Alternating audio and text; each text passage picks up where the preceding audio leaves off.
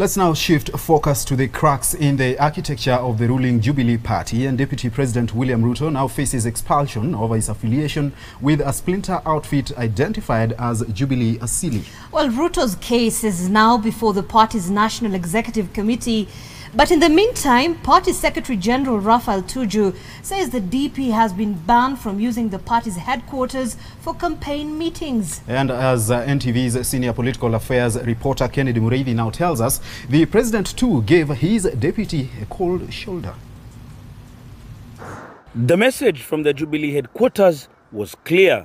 The NMC has recommended to the NEC that the DP ceases to be deputy party leader after he opened the so-called Jubilee Asili offices that is reserved for him and his allies until such a time that this development of Jubilee Asili will be discussed at the NEC.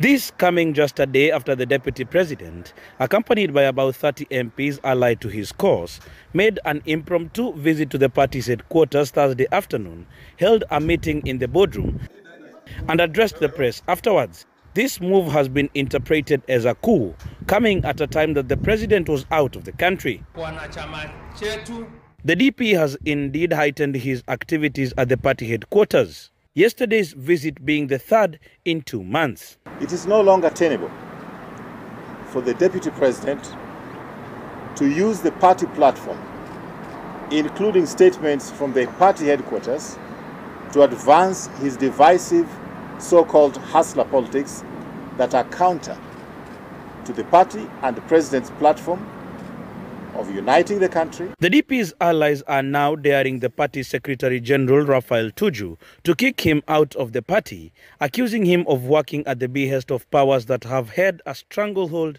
of the party. We want to tell Tuju we are members of Jubilee by choice. We were elected to become members of Jubilee. We campaigned and looked for votes so that you became relevant to hold that office. You cannot tell us we will not meet in that office in Pangani. My friend, we will be there Monday, we'll be there Tuesday, we'll be there Wednesday, we'll be there Sunday, for as long as our money is funding that office and our votes brought the number of resources that are given by government, we shall be in that office. Tuju is an ODM sympathizer. Mumenishika hapo? He's an ODM sympathizer. He does not need to be in Jubilee. Ndiye ameleta hii confusion yote katika Jubilee. In an interview with France 24, President Uhuru Kenyatta was non-committal on whether he would back his deputy's 2022 presidential bid. He instead accused him of being impatient, campaigning prematurely and working against his calls for unity. This is not the time to start campaigning. That's number one.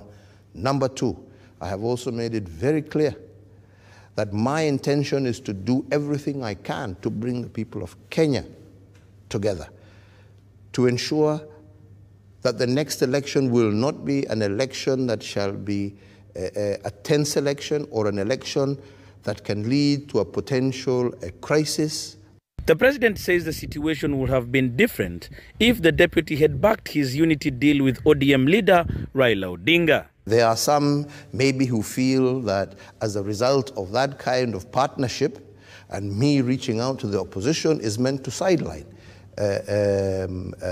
William Ruto. Yes. But there's nothing more to the contrary, because what we are trying to do is to bring people together to agree on those issues that divide us.